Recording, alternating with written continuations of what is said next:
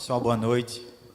A graça e a paz do nosso Senhor e Salvador Jesus Cristo. Vamos abrir as nossas Bíblias no Evangelho segundo Marcos, capítulo de número 11.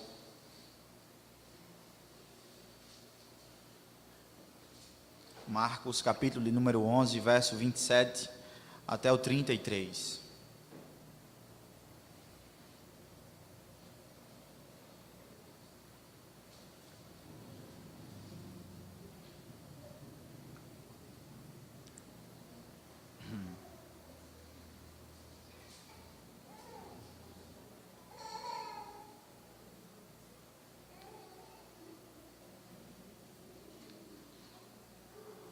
Eu não sei você, mas todas as vezes que vou ao banco, são inúmeros problemas que eu encontro.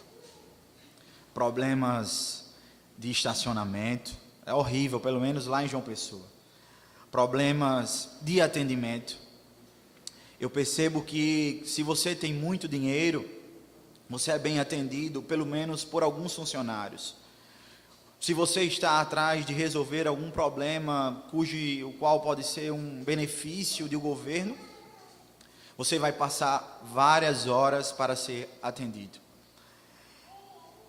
E foi basicamente o que aconteceu comigo semana retrasada. Mais um problema eu tive em um banco em João Pessoa. Infelizmente, eu fui diversas vezes procurar resolver o problema de forma saudável. Fui enganado, as atendentes me disseram algo que não aconteceu. Eu esperei cerca de 2h30 para um atendimento e no final das contas não fui resolvido. Depois de uma semana de lutas, idas e vindas, resolvi o problema da forma como deveria. Fui à procura das autoridades cabíveis. Fui até o Procon de João Pessoa. Cheguei lá, contei a situação, expliquei tudo o que teria acontecido, o desgaste, as idas e vindas, os problemas entre os funcionários, a fim de resolver tudo aquilo que eu deveria ter feito. E eles de imediato colocaram a sua farda, o seu brasão, a autoridade cabível foi até lá juntamente comigo ao banco. Um problema que eu passei, gente, cerca de uma semana de descasos e descasos para serem resolvidos. Aqueles homens resolveram em 5 minutos. E por muitas vezes é assim. Nós só conseguimos resolver problemas em nossa vida quando buscamos as autoridades competentes. Diga-se não é verdade. Por exemplo, você casado, tente levar um amigo seu para a sua casa sem antes consultar a sua mulher. Tente negociar com ela, se ela dizer não, é não e acabou, você não vai levar. Você tem que buscar a autoridade competente da sua casa. Mas nem sempre é assim. Nem sempre buscamos as autoridades que devemos buscar. Queremos, às vezes, por forças dos nossos braços, e não buscamos a ajuda de outras pessoas responsáveis. Às vezes até questionamos essas autoridades, perguntamos se realmente elas são autoridades competentes, e às vezes rejeitamos. Foi isso que aconteceu, gente, nesse texto dessa noite. Pessoas questionaram a autoridade daquele que é todo-poderoso. Pessoas colocaram ele contra a parede, colocaram Jesus e questionaram a sua autoridade. Por vezes, gente, é assim que fazemos. Questionamos a autoridade de Jesus, questionamos quem ele é, duvidamos do seu caráter e da sua bondade também. E eu espero nessa noite que esse texto possa lhe ajudar de forma profunda e bíblica acerca da autoridade de quem Jesus é. Vamos ler o texto? Marcos, capítulo número 11, verso 27 ao 33.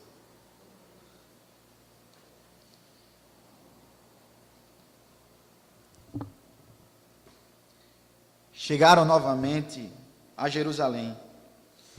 E quando Jesus estava passando pelo templo, Aproximaram-se dele os chefes dos sacerdotes, os mestres da lei e os líderes religiosos, e lhe perguntaram: com que autoridade estás fazendo essas coisas? Quem te deu autoridade para fazê-las? Respondeu Jesus: eu lhes farei uma pergunta, respondam-me. O batismo de João era dos céus ou dos homens? Digam-me. E eles discutiam entre si, dizendo: se dissermos dos céus, ele perguntará: então por que vocês não creram nele? Mas se dissermos dos homens, eles temiam um povo, pois todos realmente consideravam João um profeta. Eles responderam a Jesus: não sabemos. Disse então Jesus: tampouco lhes direi com que autoridade estou fazendo essas coisas. Vamos orar, gente. Santo Deus e eterno Pai, graça nós te damos, Senhor. Quão rico privilégio é ouvir a tua voz, estar diante da tua palavra, Senhor. E domingo após domingo, quarta após quarta, aprender sobre ela. Estar em uma igreja que ensina e aplica ela da forma como a tua palavra é, simples, rica e profunda. Por isso, meu Deus, muito obrigado, porque o Senhor deu ao seu Filho Jesus Cristo a autoridade máxima sobre tudo e todas as coisas. Ó Deus, entre com autoridade em nossa vida para que possamos sair daqui cada vez mais convictos acerca da fé cristã, acerca de quem o Senhor é. Por favor, meu Deus, abençoe ricamente essa oportunidade, que eu possa trazer à memória aqui tudo que a sua palavra nos diz, tudo que eu estudei, aplicar aos meus irmãos, e após aqui, na segunda-feira em diante, eles possam ser esclarecidos cada vez mais do que o Senhor quer para a vida deles. Nos abençoe, Deus, em nome de Jesus. Amém. Gente, como vimos semana passada e retrasada, estamos acerca da última semana do ministério de Jesus. E essa semana foi muito intensa para ele e os discípulos. Não quer dizer que o ministério de Jesus, por ter essa semana de forma tão intensa, com diversas atividades, foi apático. Pelo contrário, ele e os discípulos trabalhavam duro. Eles receberam de Deus uma unidade e uma função em amor. Licença. Obrigado, André. Foi apertar aqui o botão que o André me pediu, gente. Obrigado. E eles receberam de Deus uma missão para cumprir. Eles teriam que cumprir a missão que receberam do Pai. Qual seria essa missão? Jesus, ele teria que ser obediente. Jesus teria que ser leal. Jesus teria, por ser igual a Deus e também ser Deus, ter sensibilidade com as pessoas. E foi isso que aconteceu. Durante o ministério deles, durante o ministério de Jesus e os apóstolos, 3 anos somente. Eles, por exemplo, segundo o Evangelho de Marcos, capítulo 1, viram Jesus expulsar um demônio. Não somente isso. Jesus ele cura um leproso. Alguém que era distante da sociedade. Pessoas rejeitavam esse homem. Jesus, como Deus encarnado, cheio de graça e compaixão, vai até aquele homem e cura, sarando as suas feridas. E Jesus também multiplicou pães, como vimos em Marcos capítulo 6, e na outra narrativa.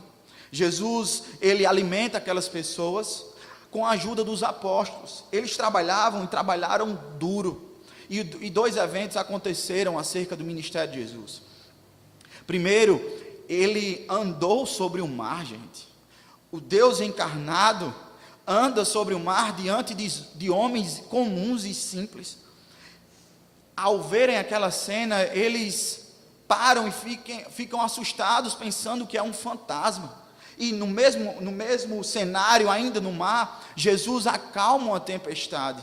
Eles estavam com medo, receosos por tudo que eles estavam passando. E Jesus, sob a sua palavra, acalma o vento e o mar. É verdade, gente. Milagres, maravilhas e prodígios aconteceram durante o ministério de Jesus. A pergunta é: como isso tudo aconteceu? Jesus vem à terra e sobre as suas costas estava o Deus Todo-Poderoso.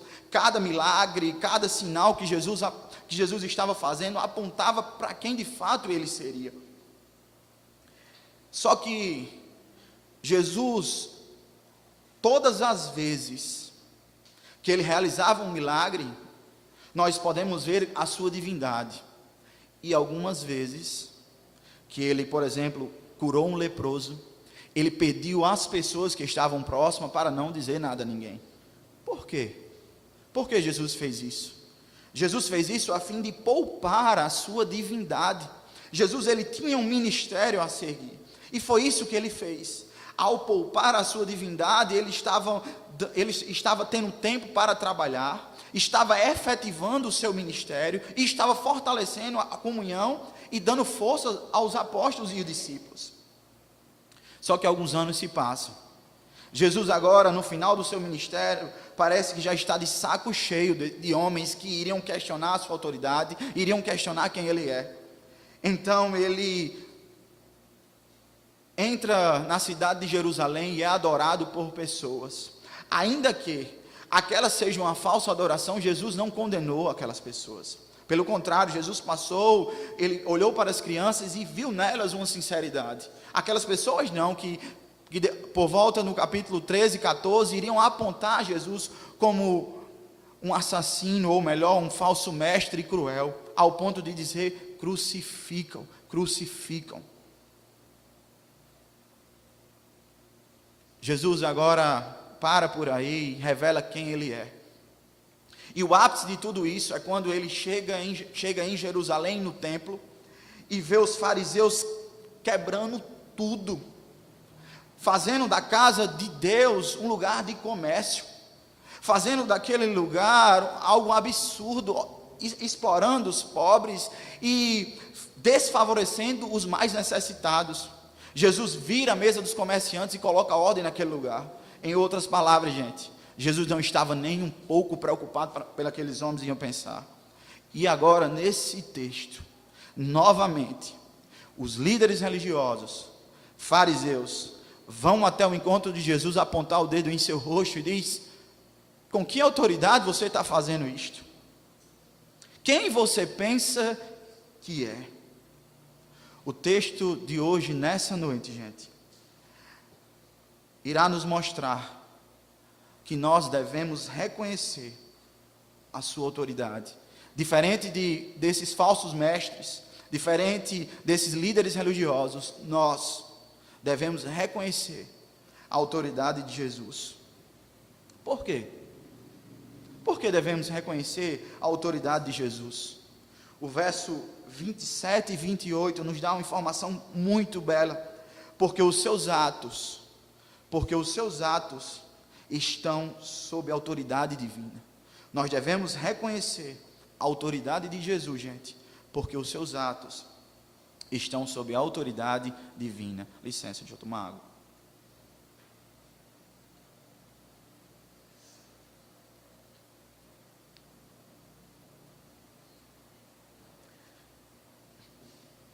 Os atos de Jesus estão sob a autoridade divina. E é por isso que esses homens religiosos, os teólogos da época, não conseguiam compreender pela dureza do coração como um homem pobre, sem nenhuma instrução deles, realizava e fazia tudo isso. Jesus, ele ganhou fama entre os homens nas regiões circunvizinhas. Ora Jesus estava pregando em uma cidade, ora Jesus estava pregando em outra. Contudo, Jesus estava pregando, curando e ensinando sempre as pessoas. E ao chegar nesta cidade, o último período da sua vida, o Evangelho segundo Marcos separa 5 capítulos para falar da sua morte e ressurreição em Jerusalém. Nós temos uma preciosa informação que iniciamos no verso de número 27. Chegaram novamente a Jerusalém. Essa cidade seria o ponto principal da religião e do mundo. E foram os momentos finais do ministério do nosso Senhor Jesus que ele mais participou acerca dela. Foi no domingo, gente, em Jerusalém, que ele recebeu a falsa adoração mencionada anteriormente. Foi na segunda-feira que contamos que aquele templo foi destruído, ou melhor, os comerciantes que ali estavam foram colocados em seu devido lugar, em Jerusalém. Foi em Jerusalém que Jesus pregou o evangelho, abençoou pessoas e ensinou-as. A pergunta, gente, que nós fazemos é: o que Jesus foi fazer em Jerusalém? Ele foi expulso de lá, ele expulsou os comerciantes, e agora está retornando para a cidade que ele bagunçou o templo. A resposta, gente, está no capítulo 11, do verso 18, não precisa abrir. Jesus, ele, ao ensinar, a pregar o evangelho, o texto nos diz que as pessoas se maravilhavam com o seu ensino. É impressionante.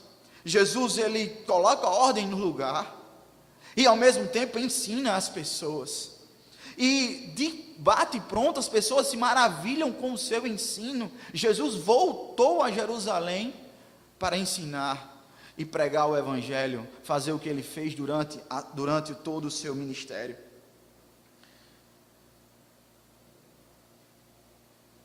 Ele foi em Jerusalém e também passou pelo templo, como nós vimos. Jerusalém e o templo são duas unidades específicas que caminham juntos. E Jesus não poderia passar em Jerusalém e não ir ao templo. Ele ensinou, pregou o evangelho novamente àquelas pessoas. E no templo, Jesus diz que o evangelho, melhor dizendo, o evangelho segundo Lucas, no mesmo correlato desse texto, diz que Jesus ensinou e pregou as boas novas naquele lugar. Ao ouvirem e presenciarem tudo aquilo que Jesus praticava, aqueles homens se revoltam, e ele de alguma forma tramam para matá-lo, e então eles vão à sua procura, e o que eles fazem? Olha o final do verso 27, chegando, eles se aproximaram de Jesus. Esses homens, a mais alta cúpula de Israel, da religião de Israel, se aproximaram de Jesus. A pergunta é: quem eram esses homens? E o verso continua dizendo: eles eram chefes dos sacerdotes, mestres da lei e líderes religiosos. O chefe dos sacerdotes aqui, gente, era responsável por guardar o templo. E ele vê Jesus fazendo aquilo, logo eles se revoltam, se reúnem e vão até a sua procura, começar a questioná-lo. Esses homens, gente, essa liderança, eles eram alguém com vestes pomposas. Eles não saíam de casa, por exemplo, dizendo: hoje eu vou sair de mestre da lei ou liderança religiosa, de forma nenhuma. Eles eram vestidos para que as pessoas pudessem ver quem são. E o que Jesus diz sobre ele? Por exemplo, Jesus o chama de raça de víboras. Jesus diz que eles são como sepulcros caiados. Vocês são bonitos por fora, mas por dentro vocês são podres. Eles eram aquelas pessoas que queriam honra para si. E quando oravam, buscaram aplauso dos homens e não de Deus. Esses homens não tinham compromisso nenhum com Deus e com a sua palavra. E imagine com aquele que é a palavra encarnada, qual seria o compromisso que eles teriam? E o que eles fazem? O verso 28 nos diz: eles vão questionar Jesus: com que autoridade estás fazendo essas coisas? Quem te deu autoridade para fazê-las? Podemos colocar esse argumento deles em duas palavras. Primeiro, eles queriam que Jesus fosse colocado à prova. Eles queriam que Jesus dissesse: foi o meu Pai que está no céu. De verdade, Jesus já disse isso, só que agora eles estavam reunidos. Se Jesus dissesse: foi o meu Pai que está no céu, sabe o que eles faziam? Iriam prendê-lo, ou iriam interrogá-lo, a fim de retardar o ministério do Senhor Jesus. E foi isso que eles pretendiam em suas mentes fazer. E a segunda coisa que podemos olhar nessa pergunta é: mostre as suas credenciais. Quem o Senhor é para estar realizando tudo isso? Se lembram que eles perguntaram: com que autoridade você está fazendo essas coisas? Ele dizendo: mostrem as suas credenciais. Nós temos em mente o seguinte, gente, uma informação preciosa. Jesus começou o ministério dele com 30 anos de idade. Durante 30 anos de sua vida, logo após o seu nascimento, todo aquele trâmite, Jesus foi carpinteiro. As suas mãos tinham calos de alguém que trabalhava na carpintaria. Jesus nasceu em uma favela, era alguém pobre. Aqueles homens olharam para Jesus e disseram: com que autoridade você está fazendo isto? Quem você pensa que é para estar colocando ordem, entre aspas, no templo? Para estar ensinando as pessoas e as pessoas se maravilhando? Quem você pensa que é? Esses homens, gente, motivados por medo, dureza do coração, foram até ele questionar a sua autoridade. Por muitas vezes somos assim. Somos especialistas em críticas para endurecermos quando elas parecem ser muitas vezes duras em nosso coração. Saindo um pouco dos fariseus e olhando para a nossa vida, Tiago, será que vivemos questionando as outras pessoas, vivemos reclamando com elas? E quando um trabalho não dá certo, somos o primeiro a apontar? Será que somos assim? Meu irmão, nós não somos como essas lideranças religiosas. Nós somos pecadores. Precisamos reaver acerca dos nossos questionamentos com os outros. Eles estavam diante de Deus e eles não reconheceram. Eles sabiam o Pentateuco, conhecia o Talmud, o livro da tradição dos judeus, mas quanto ao Messias prometido, eles eram totalmente incrédulos. E isso nos faz pensar, partindo para a nossa aplicação: o que adianta, gente? O que adianta se enchermos de conhecimento e não o conhecimento, descer ao nosso coração? Esses homens eram especialistas, conheciam o Pentateuco de frente a frente, mas quando estavam diante de Deus, o seu coração não tinha nenhum conhecimento. Eu espero, meu irmão e minha irmã, que domingo após domingo, de verdade você tenha seu coração transformado por Jesus. Pois o que adianta você estar aqui todos os domingos, ouvir o Evangelho, aprender sobre o texto bíblico, e ele não descer ao seu coração? Se eu perguntasse o que você tem aprendido acerca do Evangelho segundo Marcos, talvez você não saiba, mas eu quero trazer um dado a você. São 2 anos que nós estamos estudando esse texto, e eu não falo de conhecimento apenas teórico, eu falo de conhecimento em vida prática. Você pode até citar a ideia central do texto do Evangelho segundo Marcos, você pode até me dizer com citações bíblicas sobre o Evangelho de Marcos, mas será que ela desce ao seu coração? Será que o conhecimento que esse livro tem lhe proporcionado, quando chega na segunda-feira você põe em prática? Meu irmão, se você não faz, se o seu coração não é aquecido pela exposição bíblica, não nesse momento agora, mas na segunda-feira, quando você se deparar com o batente e for tentado pelo pecado, como você vai reagir? Como você vai reagir diante desse texto que fala sobre a autoridade de Jesus? Meu irmão, se esse conhecimento não tem gerado em você amor por Deus, você corre um grande perigo. E quando eu falo de perigo, eu vou ser bem real aqui. Você pode vir na igreja todos os domingos, você pode participar da comunhão toda semana, você pode participar da ceia, você pode dizimar, você pode ofertar, você pode estar com os irmãos, ouvir o Evangelho, Mas se aquilo não for colocado em seu coração, meu irmão e minha irmã, você vai passar a vida toda longe do Senhor. E eu tenho certeza que longe do Senhor é algo que você não quer de forma alguma.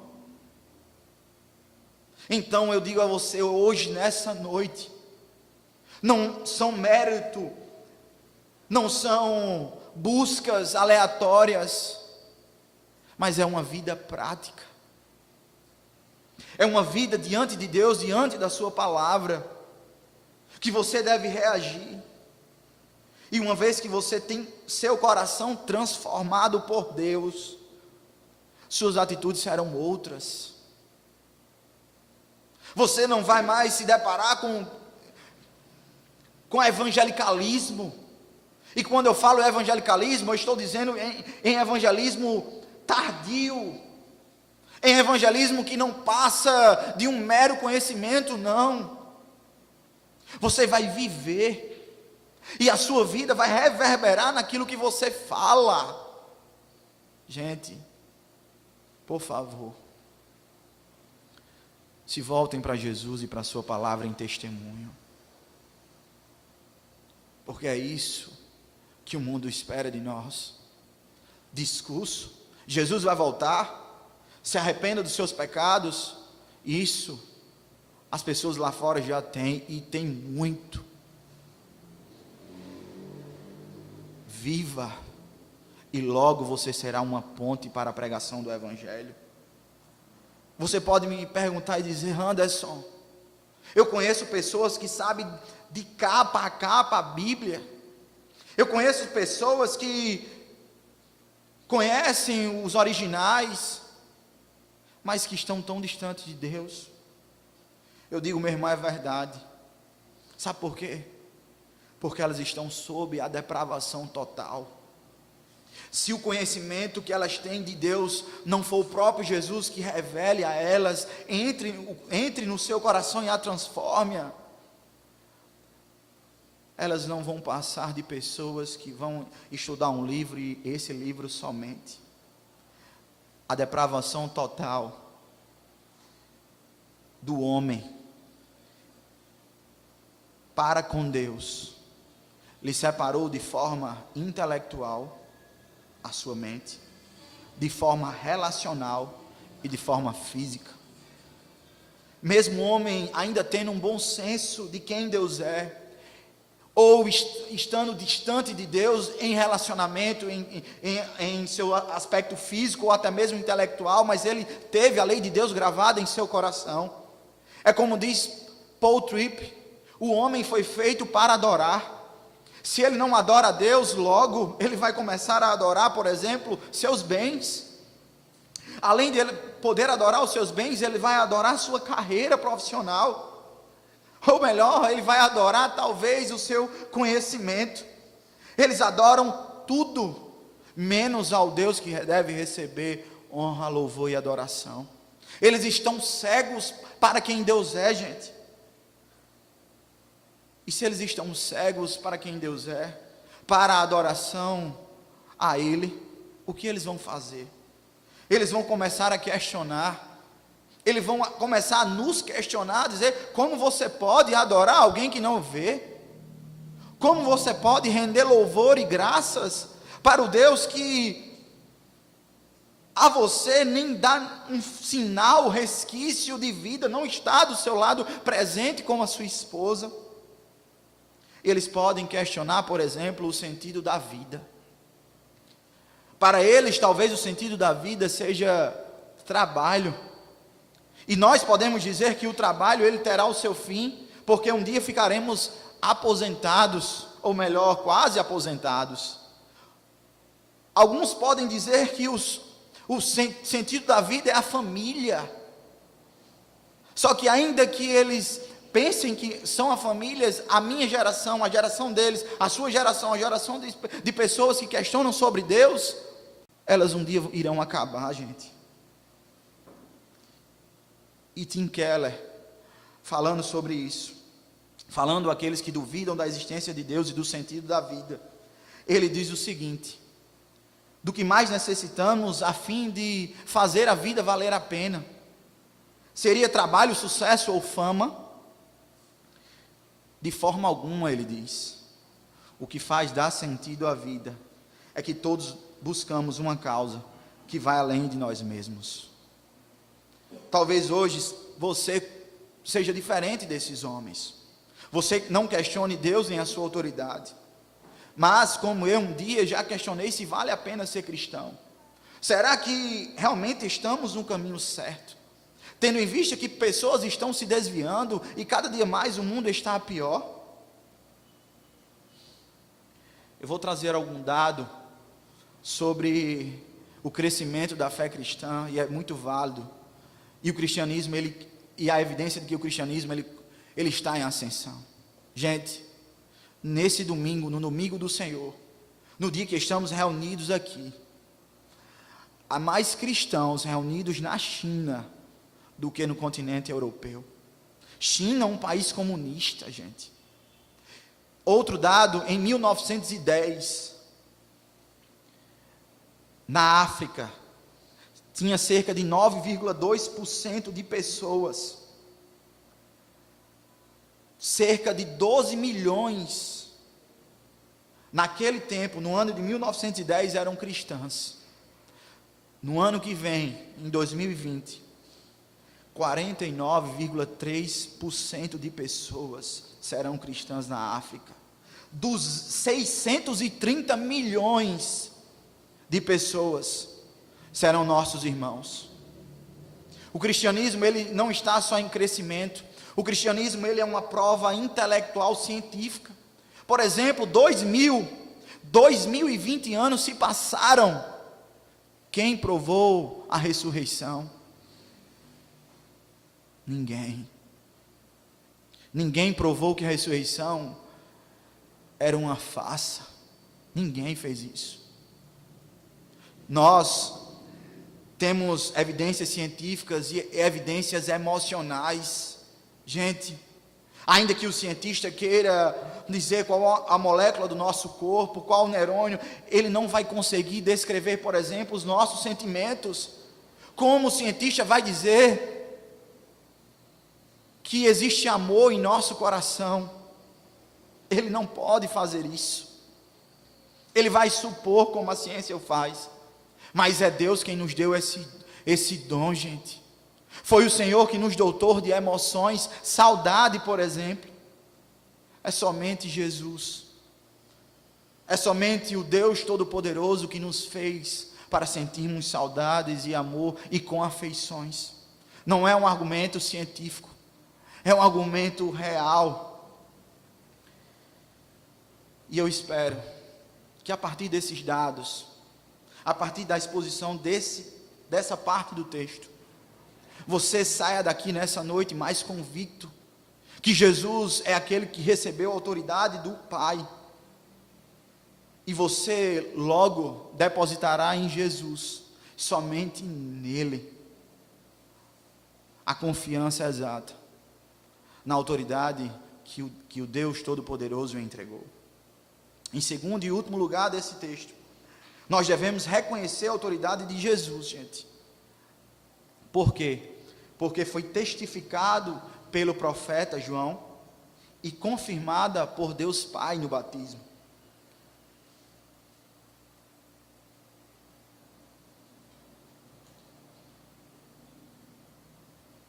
Foi exatamente isso que aconteceu. Jesus vai até o Rio Jordão, a fim de se batizar. Chega lá, João Batista a ver de longe e diz: esse é o Cordeiro que tira o pecado do mundo. Jesus vai até o seu encontro e diz: João, me batize. Ele responde: de maneira nenhuma, Senhor, não sou digno nem de amarrar as suas sandálias, quanto mais lhe batizar. Jesus responde dizendo: o faça, para que se cumpra toda a justiça de Deus. Logo em seguida, após o ato de João Batista, Deus Pai confirma dizendo: este é o meu filho amado em quem me comprazo. Deus estava dizendo: eu estou com você na missão. Missão essa que não seria fácil, gente. Jesus iria chorar, Jesus iria ficar sem dormir em um lugar, Jesus iria passar fome, e Jesus ia sofrer, e sofrer muito, com homens questionadores acerca do seu ministério. que será que aconteceu? O que será que Jesus disse àqueles homens quando eles disseram: com que autoridade você está fazendo essas coisas? O texto no verso 29 inicia dizendo que Jesus fez uma pergunta. Jesus respondeu àqueles homens com uma pergunta. Geralmente, quando uma pessoa é atacada ou questionada, o que é que se faz? Ele vai procurar se defender. Acerca do ministério de Jesus, todas as vezes que Jesus era questionável, ele sempre respondia com uma pergunta. Era uma característica dele. E dessa vez não é diferente. Jesus olha para aqueles homens e diz: vocês me perguntaram, agora eu só posso lhe responder se você responder a pergunta que eu irei fazer. Jesus, de acusador, agora passa a ser juiz. Qual seria a pergunta que Jesus faz? Olhe comigo a continuação do verso 29. Verso 30, perdão. O batismo de João era dos céus ou dos homens? Diga-me. Jesus não mudou de assunto, gente. Pelo contrário, Jesus, como fonte de argumentação, disse: eu trago a vocês João Batista. Ele que você viu batizar pessoas, ele que talvez tenha batizado a multidão que estava com Jesus. Eu trago para vocês João Batista. Ele não se esquivou do assunto, pelo contrário, ao trazer João, ele estava dizendo: se vocês respondem a minha pergunta, logo vocês saberão de onde vem a minha autoridade. Mas por que João Batista? Por que João Batista está nesse cenário? João Batista, que já estava morto, porque ele foi reconhecido e visto por aqueles homens, gente. João Batista foi o homem que preparou o caminho para Jesus, e o caminho para Jesus o levou a estar diante desses homens maus, e agora eles estavam sem dúvida em um beco sem saída, estavam questionando aquele que é a sabedoria em pessoa, estavam se levantando dizendo: diga como é que você faz isso? Jesus agora vira a mesa. E se eles responderem que o batismo de João era dos céus? Olha o que acontecia no verso 31. Se dissermos que o batismo de João é dos céus, ele nos perguntará: por que vocês não creram nele? E de fato, gente, eles não creram em João Batista. Vocês se lembram? João Batista foi alguém que batizou pessoas. João Batista teve o seu ministério evidenciado por Jesus. E esses homens se acharam no direito, por exemplo, de ir até João Batista e dizer: quem você é? Você é Elias? O Cristo? Quem você é para estar batizando as pessoas? João Batista levanta com aquela célebre frase e diz: eu sou a voz que clama no deserto, arrependei-vos e credos. João Batista estava dizendo: olhem aqui, eu estou para apontar aquele que é o caminho. E foi isso que aconteceu. João Batista apontou, mas eles não criam. E se eles dissessem que o batismo de João não era dos céus, mas também se eles dissessem que o batismo de João não era de homens, olha o que acontecia. Verso 32. Se dissermos que o batismo de João são de homens, eles temiam o povo, pois todos realmente consideravam João um profeta. O registro de Lucas, o texto correlato, diz que a multidão estava atrás de Jesus. Quando Jesus estava ensinando, aquelas pessoas foram até o seu encontro e começaram a questionar os líderes religiosos. E Jesus responde a ele com essas perguntas: vocês dizem que o batismo de João é dos céus, por isso vocês não creem em mim, por exemplo. E se vocês dizem que o batismo de João é de homens, essas pessoas vão lhe apedrejar, essas pessoas vão lhe matar. E o que é que eles fazem, gente? O verso 32 ainda nos diz, verso 33, diz: eles responderam a Jesus: não sabemos. Olhem só o que aconteceu.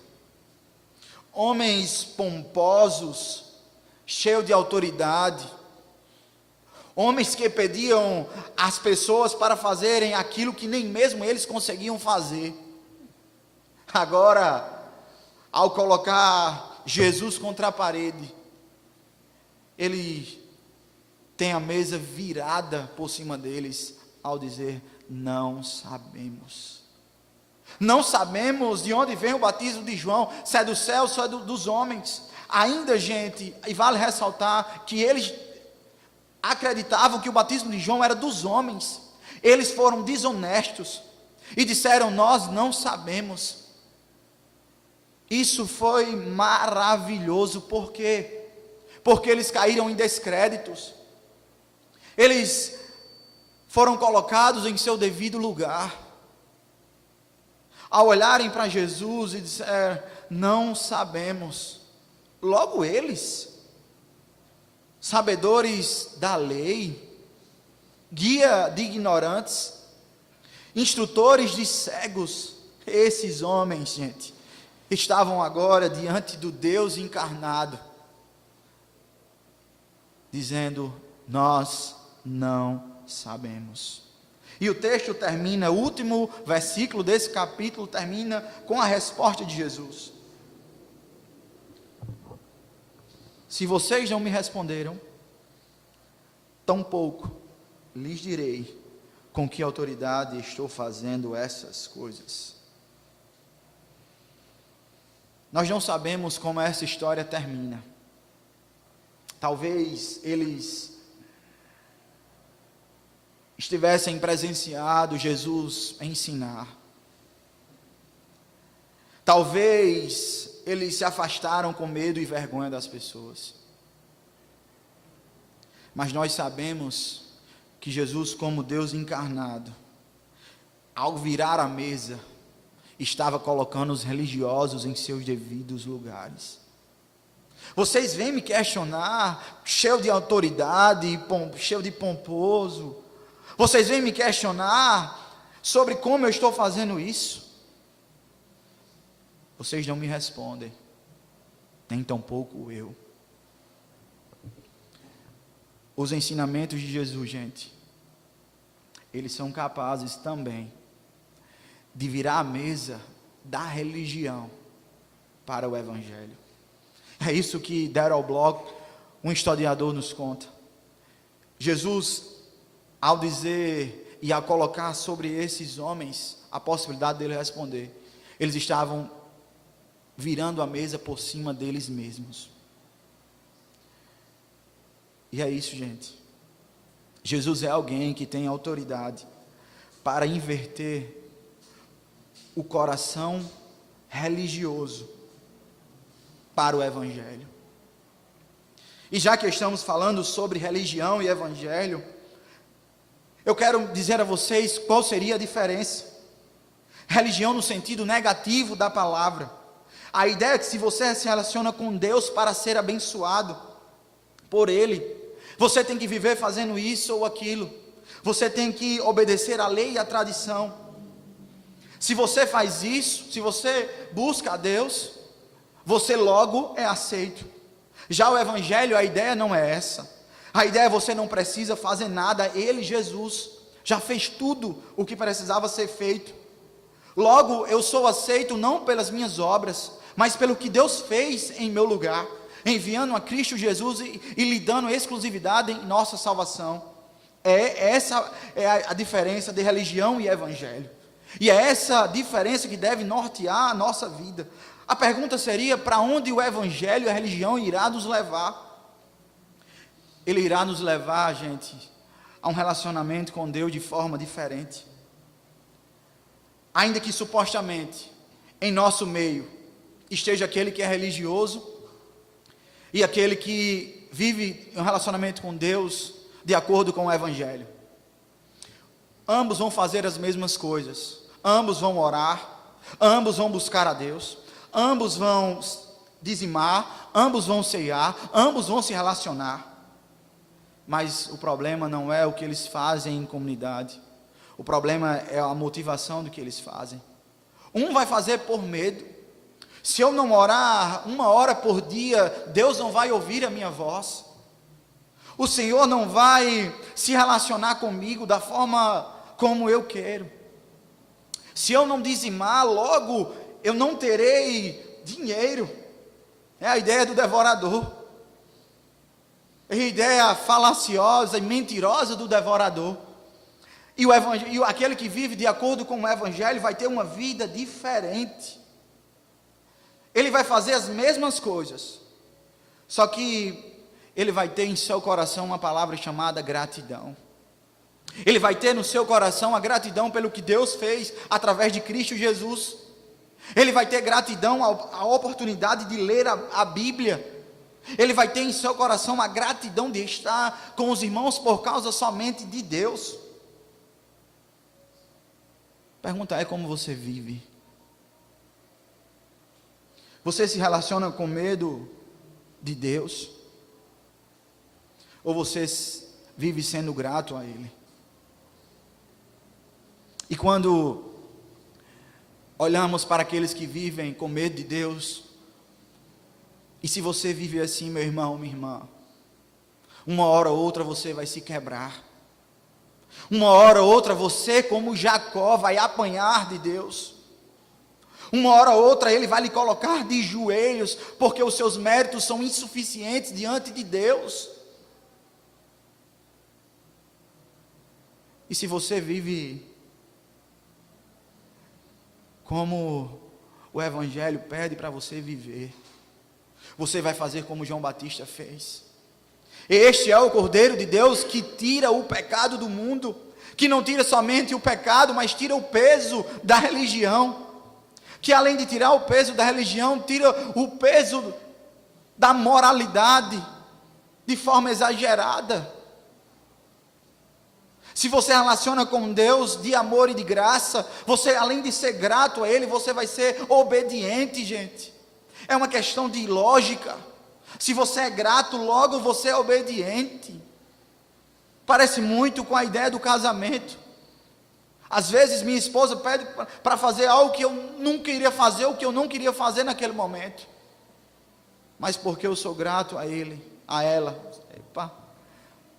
porque eu sou grato a ela, eu faço, e porque eu amo. E não devemos ser, ou melhor, viver demasiadamente, conforme, se Deus já fez tudo, eu não preciso fazer mais nada. Não. Encontre um equilíbrio, meu irmão. Encontre um equilíbrio na própria Escritura, e somente nela. Se você ama a Deus, logo você será obediente, e vocês irão caminhar juntos em um relacionamento pactual de amor. Por isso, meu irmão, encontre equilíbrio entre a lei e a graça. Encontre o equilíbrio entre a Escritura e o seu coração. Se volte para o Senhor. Não se relacione com Ele por medo. Se relacione com Ele por gratidão, e logo você vai obedecê-lo. João Batista, gente, foi aquele que testificou, ou que recebeu de Deus a autoridade e missão para cumprir o seu chamado. E como encontramos nesse texto, nós podemos ver como vive os religiosos e os filhos, por exemplo. E eu por hora não quero falar de religioso, aquele que mencionei anteriormente, que conhece a Bíblia. Não. Eu quero mencionar um termo que Tim Keller usa no seu livro Deus na Era Secular, chamado de irreligioso, aquele que não é adepto a nenhuma religião. Logo podemos pensar, e temos razão, dessas pessoas serem alguém que questionam, por exemplo, a criação, questionam o universo que foi criado. Eles serão como céticos, E perguntarão: será que de fato Deus existe? Eu não quero falar desses homens. Eu quero falar de religiosos que vivem na nossa igreja. Pessoas que, ao verem as ovelhas de Cristo crescerem, buscarem a Deus, logo elas se retraem, e estou falando de liderança. E se eu não tenho como olhar para um texto deste, e ver a profundidade e riqueza que ele nos dá sobre religião, ou sobre religioso que age de má fé, foi uma experiência que passei há 3 anos atrás. Eu, juntamente com minha esposa, recebi uma missão para liderar a juventude de uma igreja. E lá não tinha jovem algum, gente. Liderar um ministério sem nenhum jovem. E Deus foi nos dando graça sobre graça para contribuirmos com a missão dele. Pregamos o evangelho, acompanhamos pessoas, e o Senhor nos foi acrescentando pessoas para trabalhar, pessoas para se envolverem, novos convertidos. E quando isso tudo parecia estar caminhando em uma direção saudável, a liderança da igreja local nos chama e diz: por que você está fazendo isso? Não é assim que devemos fazer. A nossa tradição nos diz que devemos agir dessa forma. E no mesmo instante, gente, depois de algum tempo, deixamos o ministério, entregamos a liderança com 30 jovens, liderança de jovens formada, ministério de louvor. 3 meses depois, nenhum jovem estava lá naquela igreja. Todos, exatamente todos, foram abandonados pela falta de pregação do evangelho e o acompanhamento. Você pode pensar ou me dizer que essa foi uma situação peculiar e singular, não acontece toda hora. Eu digo a você, acontece sim, meu irmão. Quando você começa a crescer, quando você começa a buscar a Deus, homens que não estão alinhados com aquilo que a Escritura diz sobre liderança, começa a impedir o seu crescimento, começa a olhar para você e achar que você está questionando. Meu irmão e minha irmã, se um dia isso acontecer com você, se você começar a questionar esta igreja, ou a liderança, ou os irmãos, procurem de imediato o pastor, os oficiais, para que eles lhe orientem de acordo com a Escritura, para que eles lhe mostrem aquilo que é devido.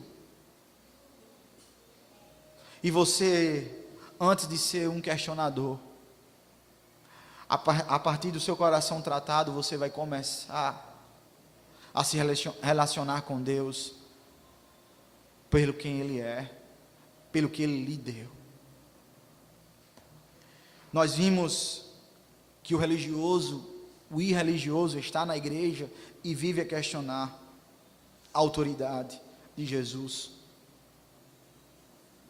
João Batista, você e eu, como filhos, devemos saber como é viver sob a autoridade de Jesus. Em primeiro lugar, se reconhecemos a autoridade de Jesus, se temos a partir dele um relacionamento com o Senhor, nós somos obedientes, gente. Nós olharemos para o nosso serviço de forma diferente, porque Deus deu a João Batista uma missão, e ele a cumpriu, e a você também, não diferente de João Batista, não diferente de mim. Não se ache melhor do que ninguém. Se Deus lhe entregou um chamado, seja ele para atender, seja ele para ser um contador ou um administrador. Se Deus lhe deu um chamado, meu irmão, cumpra. Não viva a vida de ninguém. Cumpra aquilo que Deus lhe chamou a fazer. E faça-o com amor. Porque Deus entregou em suas mãos um serviço e uma missão. Então cumpra. Você pode me dizer: Anderson, eu não estou satisfeita de estar em meu trabalho. Será que esse é o meu chamado? Eu digo: minha irmã e meu irmão, ore e busque ao Senhor. Porque é Ele quem lhe dá autoridade para cumprir aquilo que você tem que cumprir. É Ele quem recebeu do Pai a autoridade para que você permaneça naquilo que está fazendo. Se Deus lhe deu um trabalho, se você está insatisfeito, ainda que isso seja difícil para você, o faça. O faça. Não seja negligente. E um filho que vive reconhecendo a autoridade de Jesus, ele, além de ser obediente, ele terá um relacionamento com o Pai. Independente do que faça, independente dos seus erros e acertos. Foi isso que o apóstolo Paulo nos disse. Quem nos separará do seu amor? Será fome, nudez, perigo ou espada? Quem nos separará do seu amor? Ninguém e nada. Por isso, meu irmão e minha irmã, se Deus, a partir da autoridade que deu ao seu Filho Jesus, e você vive tendo um relacionamento com Ele, não é uma questão de escolha, é uma questão de servo e senhor. É uma questão de escravo e rei. E por falar em servo e escravo, eu quero contar a vocês uma ilustração dita por o pastor Joe Bick. Não sei se prestassem atenção. No século XX havia um nobre britânico que, já sendo muito rico, ganhou milhões de dólares na corrida do ouro nos Estados Unidos. Ao voltar para a Inglaterra, o fez por Nova Orleans. E fez praticamente o que todo turista fazia naquela época. Iria ao lugar de vendas de escravos. Ele vai em busca de saber o que era que acontecia ali. Então, ao chegar lá, ele fica perplexo e se depara com uma jovem africana, uma bela jovem africana. E ao olhar para aquela jovem, ver que nas suas costas teriam 2 homens que diziam, um comentando com o outro: se essa escrava for minha, eu irei fazer coisas absurdas. Então aquele nobre inglês se levanta, vai até onde está acontecendo o leilão e vê aquela escrava de longe para ser vendida. Ele diz: se qualquer pessoa que aqui quiser comprar aquela jovem escrava, eu darei 2 vezes mais o valor. O leiloeiro ficou perplexo e diz: você tem dinheiro? Ele tira do bolso e mostra e diz: vendida.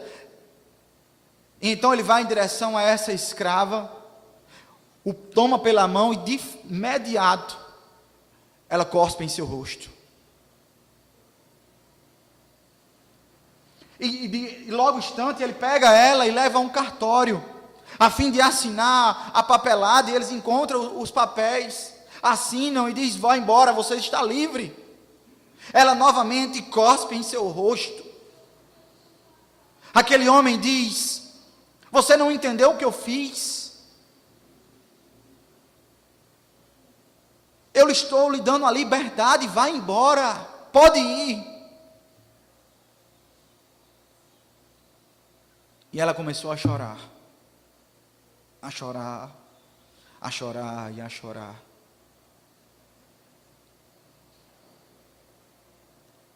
E se levanta dizendo: Senhor, eu posso pedir a sua palavra? Eu posso te perguntar algo? E ele diz: claro, jovem, pode. Quer dizer que você me comprou por 2 vezes mais os valores que aqueles homens poderiam pagar? Sim, eu fiz isso. E aquela jovem, de cara, começou a chorar e a chorar novamente.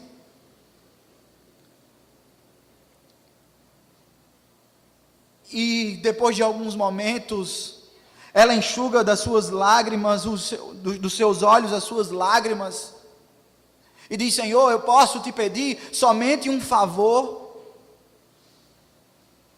E ele disse: claro, óbvio que você pode me pedir. Deixa eu ser tua escrava para sempre. É assim com a nossa vida. Quando Jesus entra em nosso coração, a sua autoridade máxima tira o coração de pedra e nos coloca um coração de carne.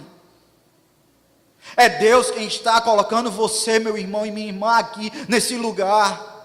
É somente Jesus, com a sua autoridade suprema, que está fazendo você perseverar ao longo da sua vida.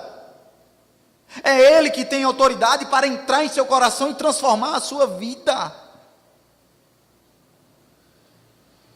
E por fim, existe nesse texto algo peculiar. Jesus não responde a essas pessoas. Ainda que essa ideia não seja de aplicação do texto, mas podemos pegar o princípio. Jesus não respondeu aqueles homens porque não quis. Pode ser assim conosco também. Algumas dúvidas que nós temos, Jesus simplesmente não pode responder, ou não quer. Mãe aqui presente, você que tem um filho que dá trabalho, ou uma filha que você não sabe como lidar,